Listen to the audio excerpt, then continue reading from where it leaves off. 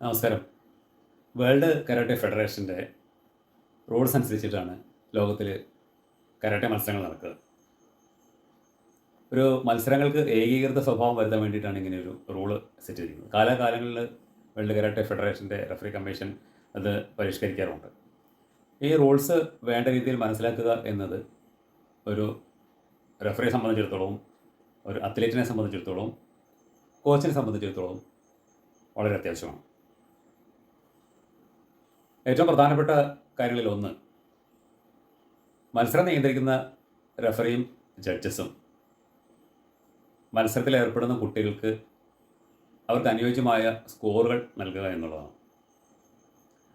റൂളിനനുസരിച്ച് ഒരു സ്കോർ നൽകേണ്ടത് 6 ക്രൈറ്റീരിയ വെച്ചിട്ടാണ്. ആ 6 ക്രൈറ്റീരിയകൾ ഇവയാണ്: ഗുഡ് ഫോം അഥവാ പ്രോപ്പർലി എക്സിക്യൂട്ടഡ് ടെക്നിക്സ്. രണ്ടാമത്തെ ക്രൈറ്റീരിയ സ്പോർട്ടിംഗ് ആറ്റിറ്റ്യൂഡാണ്. സ്പോർട്ടിംഗ് ആറ്റിറ്റ്യൂഡ് എന്ന് പറഞ്ഞു കഴിഞ്ഞാൽ ഉദ്ദേശിക്കുന്നത് ഓപ്പോണൻറ്റിനെ ഉപദ്രവിക്കാൻ ഉദ്ദേശിക്കാതെ ഒരു സ്പോർട്ടിംഗ് രീതിയിൽ കളി എടുക്കുക എന്നുള്ളതാണ്. അടുത്തത് വിഗറസ് ആപ്ലിക്കേഷൻ, നല്ല സ്പീഡിലും നല്ല പവറിലും ടെക്നിക്ക് ഉപയോഗിക്കുക എന്നത്. പിന്നീടുള്ളത് അവെയർനെസ് ആണ്. ഒരു ടെക്നിക്ക് ചെയ്യുമ്പോഴും ചെയ്തതിന് ശേഷവും ഓപ്പണൻറ്റിന് മേലുള്ള ശ്രദ്ധ, അവെയർനെസ്, അതാണ് ഉദ്ദേശിക്കുന്നത്. പിന്നെയുള്ളത് ഗുഡ് ടൈമിംഗ് ആണ്. കറക്റ്റായിട്ടുള്ള ടൈമിങ്ങിൽ കൃത്യമായിട്ടുള്ള സ്പീഡിൽ ടെക്നിക്ക് യൂസ് ചെയ്യുന്നു എന്നുള്ളതാണ്.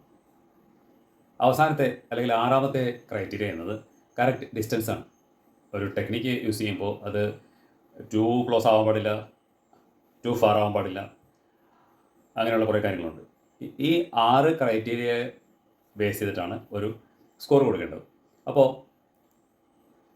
കൊടുക്കേണ്ടതായിട്ടുള്ള സ്കോർ വരുമ്പോൾ, ഒരു മത്സരത്തിൽ കൊടുക്കേണ്ടതായിട്ടുള്ള സ്കോർ വരുമ്പോൾ അത് കൊടുക്കാതിരിക്കുന്നതും, കൊടുക്കേണ്ട മാനദണ്ഡങ്ങൾ പാലിക്കാത്ത ടെക്നിക്കിന് സ്കോർ കൊടുക്കുന്നതും തെറ്റാണ്. കാരണം 2 മത്സരാർത്ഥികളിൽ ആവശ്യമില്ലാത്ത ഒരു മത്സരാർത്ഥിക്ക് സ്കോർ ഉണ്ടാകുന്നതും ആവശ്യമുള്ള മത്സരാർത്ഥി സ്കോർ കിട്ടാതെ വരുന്നതും ആ കുട്ടികളുടെ ഭാവിയെ ബാധിച്ചേക്കാം.